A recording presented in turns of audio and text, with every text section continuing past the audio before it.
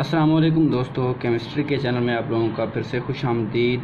हमारा आज का जो लेक्चर है वो है Lambert-bears law and it's limitations. Analytical chemistry में ये छोटा सा टॉपिक है लैम्बर्ट-बीयर्स लॉ के नाम से।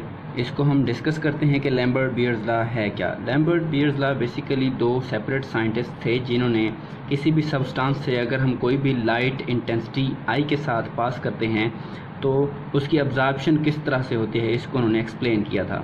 तो सबसे पहले हम डेफिनेशन की तरफ फोकस करते हैं कि absorption of light by a substance at a particular wavelength is directly proportional to the molar concentration in a fixed path length. मतलब क्या है कि हमारे पास जितनी भी लाइट जो है वो किसी भी सब्सटेंस से अब्जॉर्ब होगी वो डायरेक्टली प्रोपोर्शनल है मोलर कंसंट्रेशन के।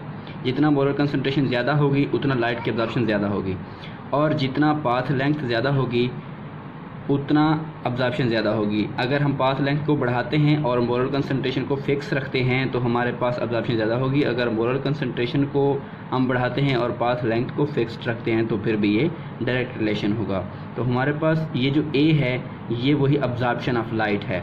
आगे हम लॉग लेते हैं। आई नॉट जो है ये हमारे पास जो लाइट इंटेंसिटी है, जो इंसिडेंट रे है, जो सब्सटेंस से पास होने से पहले उसकी इंटेंसिटी है, और आई जो है वो सब्सटेंस से पास होने के बाद है। उनका डायरेक्ट रिलेशन है कंसंट्रेशन और पाथ लेंथ के साथ कि हमारे पास जो सॉल्यूशन है उसकी लेंथ कितनी है, हमारे पास जो कंटेनर है वो कितना बड़ा है, उसकी लेंथ कितनी है। उसके बाद यही जो ई है ये अब्जॉर्प्टिविटी है, अब्जॉर्प्टिविटी कांस्टेंट है, और सी वही कंसंट्रेशन है और एल वही लेंथ है। तो इसको हम इस तरह से रिप्रेजेंट करते हैं कि A is equal to E C L. अगर हम इन दोनों लॉज को सेपरेट करके लिखें तो हमारे पास लैम्बर्ट्स लॉ जो है वो कंसंट्रेशन के साथ डायरेक्ट रिलेशन शो कराता है, और बीयर्स लॉ जो है वो पाथ लेंथ यानी हमारे पास लेंथ ऑफ द सॉल्यूशन के साथ डायरेक्ट रिलेशन शो करवाता है।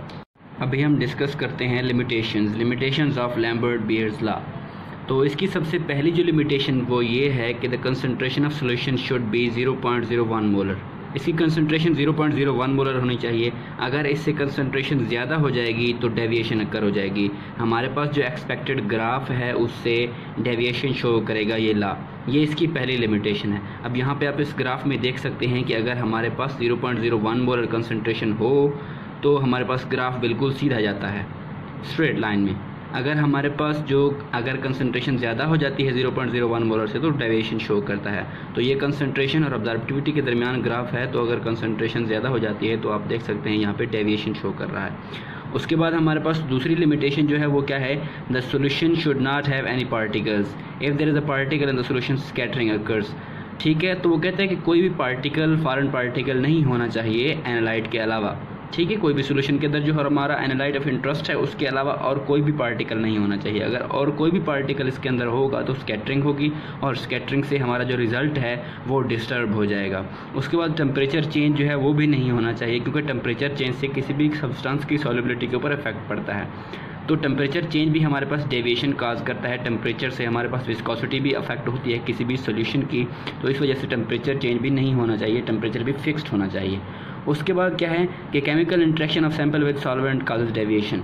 अब ये भी बात साबित हो गई है कि हमारे पास सॉल्वेंट का क्या है, हमारे पास सोल्यूट के साथ, सैंपल के साथ कोई भी केमिकल इंटरेक्शन नहीं होना चाहिए, सिर्फ उसके अंदर हल होना चाहिए। अगर कोई भी केमिकल इंटरेक्शन हो सकता है तो उससे क्या होगी, डेविएशन हो जाएगी। अगर उनके दरमियान कोई भी फिजिकल या कोई भी इलेक्ट्रोस्टैटिक अट्रैक्शन है या कोई भी केमिकल रिएक्शन हो जाता है तो हमारे पास कंपाउंड तब्दील हो जाता है। इस कंपाउंड के तब्दील होने से हमारे पास अब्जॉर्प्टिविटी ऑफ लाइट जो है वो डिफरेंट हो जाती है, उसके अंदर डेविएशन आ जाती है। तो ये हमारे पास थी लिमिटेशंस ऑफ लैम्बर्ट-बीयर्स लॉ। मिलते हैं अगले लेक्चर में। फ़िलहाल अल्लाह हाफिज़।